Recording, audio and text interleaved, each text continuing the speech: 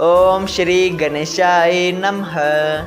ओम नमो भगवते वासुदेवाय। हरे कृष्णा कृष्ण कृष्णा हरे हरे, हरे राम राम राम हरे हरे।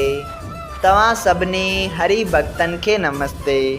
प्यारा भक्तों, ही कथा पाण गुरु कृपा से हासिल करे रहा आयूं। श्री गणपति सरस्वती जो दरे ध्यान करिया तो मां भागवत महापुराण जो बयान, जंहिंमें व्यासदेव ऐं श्री सुखदेव जी कयो आहे श्री कृष्ण लीला जो गुणगान। सभई चओ जय भागवतम महापुराण। प्यारा भक्तों, कल कथा में पाण श्रीमद् भागवत महापुराण साहिब जे नाए स्कंद जे 3 अध्याय जे 3 भाग में ॾिठो हो त चून रखेश्वर ऐं सुकना पंहिंजी ज़िंदगीअ जा उत्तम पल गुज़ारीनि था ऐं पोइ राजा सुरजात खे पंहिंजी धीअ सां मिलण जी इच्छा थिए थी त हू यज्ञ जे बहाने सां पंहिंजी धीअ ऐं चून रखेश्वर खे ॻोठण वास्ते अचनि था ऐं चून रखेश्वर खे ॻोठीनि था त हे महाराज, कृपा करे तव्हां पंहिंजा चरण असांजे हिन यज्ञ में आणे उनखे पवित्र करियो। सभई चओ जय श्री कृष्णा। अॼु पाण उन ही कथा के वधीक अॻिते वधाईंदे श्रीमद् भागवत महापुराण साहिब जे नाए स्कंद जे 3 अध्याय जो 4 भाग शुरू करे रहिया आहियूं।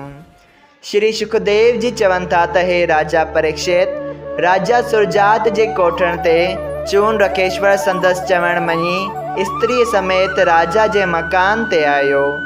राणी पंहिंजी धीअ ऐं नाठीअ खे ॾिसी ॾाढी ख़ुशि थी।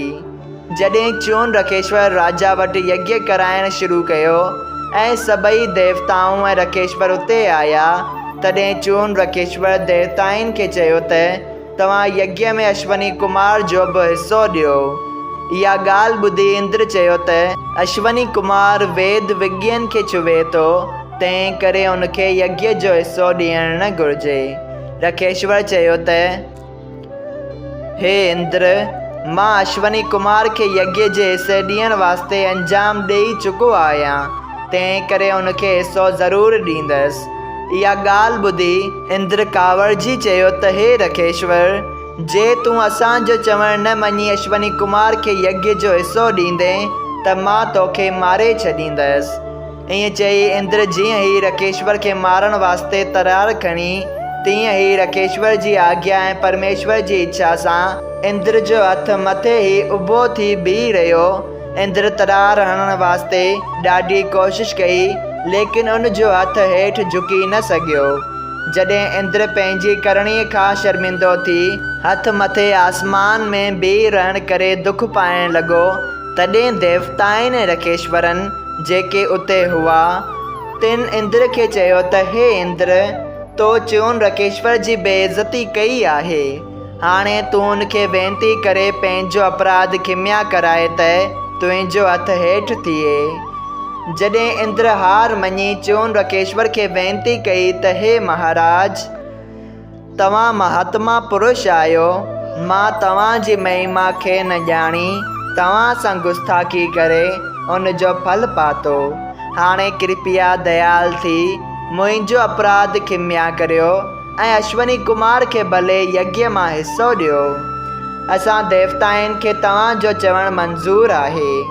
तॾहिं चून रखेश्वर इंद्र जी निमाणाईअ ते दयाल थी पंहिंजे हथ सां संदसि उभे थियल हथ खे हेठि कयो ऐं देवताउनि अश्वनी कुमार खे यज्ञ में हिसो ॾेई उनखे पंहिंजी पंगत में विहारे खारायो। राजा जो यज्ञ चङी तरह पूरो थियो ऐं अश्वनी कुमार बि ख़ुशि थियो। पोइ सभई देवताऊं ऐं चून रखेश्वर पंहिंजे पंहिंजे आस्थान ॾांहुं हलिया विया। सभई चओ जय श्री कृष्णा।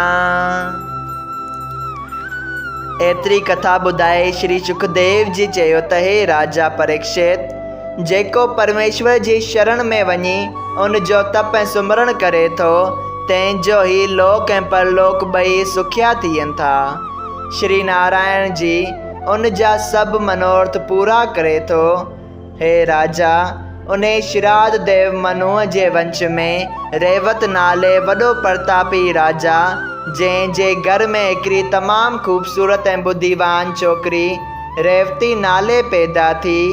ऐं जॾहिं उहा छोकिरी अची शादीअ लाइक़ु थी, तॾहिं राजा पंहिंजे मन में वीचार कयो त ब्रह्मा जी सॼे जगत जे पैदा करण वारो आहे।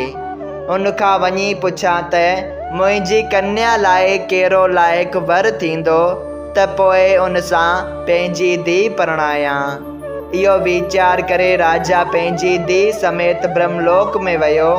तॾहिं ब्रह्मा जी खेसि आदर भाव सां विहारे पुछियसि त कीअं अचणु थियो आहे।